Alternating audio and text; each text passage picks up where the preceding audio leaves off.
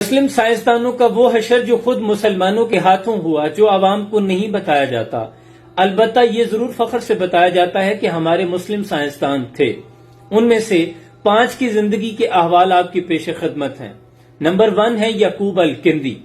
فلسفے، طبیعیات، طب، ریاضی، کیمیا اور فلکیات کے ماہر تھے، لیکن جب آپ کے مکتب فکر کے مخالف خلیفہ کو اقتدار ملا تو ملا کو خوش کرنے کے لیے الکندی کو 60 برس کی عمر میں سرے بازار کوڑے مروائے گئے، اور جب آپ ایک کوڑا برستا اور اس کی درد اور تکلیف کی شدت میں آپ کراہتے، چیخو پکار کرتے تو تماشبین اس پر کہے لگایا کرتے تھے۔ دوسرا نام ابن رشد کا آتا ہے۔ یورپ کی نشاط ثانیہ میں کلیدی کردار ادا کرنے والے اندلس کے مشہور عالم ابن رشد کو بے دین قرار دے کر آپ کی سب کتابیں نظر آتش کر دی گئی، اور ایک روایت میں آتا ہے کہ آپ کو جامع مسجد کے ستون کے ساتھ باندھ دیا گیا، جہاں ہر آنے جانے والا نمازی آپ کے منہ پر تھوکتا۔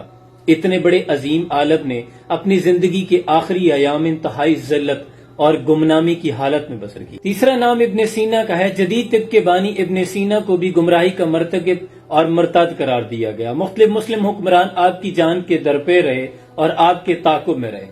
آپ ان سے اپنی جان بچاتے ہوئے چھپتے پھرتے رہے، اور آپ کی وہ مشہور کتاب جو 600 سال تک مشرق اور مغرب کی یونیورسٹیز میں پڑھائی گئی، یعنی القانون فی الطب، آپ نے حالت روپوشی میں لکھی تھی۔ اور اس میں چوتھا نام زکریہ الرازی کا ہے۔ عظیم فلسفی، کیمیا دان، فلکیات دان اور طبیب زکریہ رازی کو جھوٹا، ملحد اور کافر قرار دیا گیا۔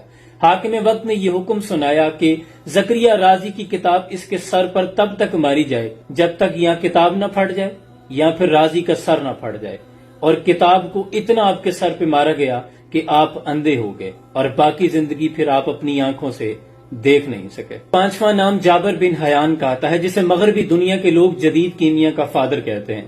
آپ نے اپنی زندگی میں طب، فلسفہ، کیمیا اور فلکیات پر انتہائی عمدہ کام کیا۔ آپ کی کتاب الکیمیا اور کتاب السابعین صرف مغرب کی لائبریریوں میں ملتی ہیں، لیکن حاکم وقت نے آپ کے خلاف یہ انتقامی کارروائی کی کہ آپ کی جب شہرت کا ڈنکا دور دور تک بجنے لگا تو انہوں نے آپ کا خراسان میں رہنا مشکل کر دیا۔ آپ کی والدہ کو کوڑے مار مار کر شہید کر دیا گیا۔ پھر آپ نے اپنی آخری زندگی میں اپنی کچھ کتابیں اور لیبارٹری کا مختصر سامان سمیٹ کر عراق کے شہر بصرہ میں کوچ کیا، اور وہاں کے لوگ، بصرہ کے لوگ، آپ کے علم کے گرویدہ ہو گئے تھے۔ دکھا دے اے تصور منظر وہ صبح و شام، تو دوڑ پیچھے کی طرف اے گردش ایام تو، اور کبھی اے نوجوان مسلم تدبر بھی کیا تو نے، وہ کیا گردوں تھا جس کا تو ہے ٹوٹا ہوا تارا، تجھے اس قوم نے پالا ہے آغوش محبت میں، کچل ڈالا جس نے پاؤں میں تاج سر تارا، اور کھو دی اپنے اسلاف سے جو میراث پائی تھی، سریا سے زمین پہ آسمان نے ہم کو دے مارا، اور کتابیں اپنے آبا کی وہ علم کے موتی، جو دیکھوں ان کو یورپ میں تو دل ہوتا ہے سی پارا، اور اگر چاہوں تو نقشہ الفاظ میں کھینچ کے رکھ دوں، مگر تیرے تخیل سے فزوں تر ہے وہ نظارہ۔ سلام پہنچے۔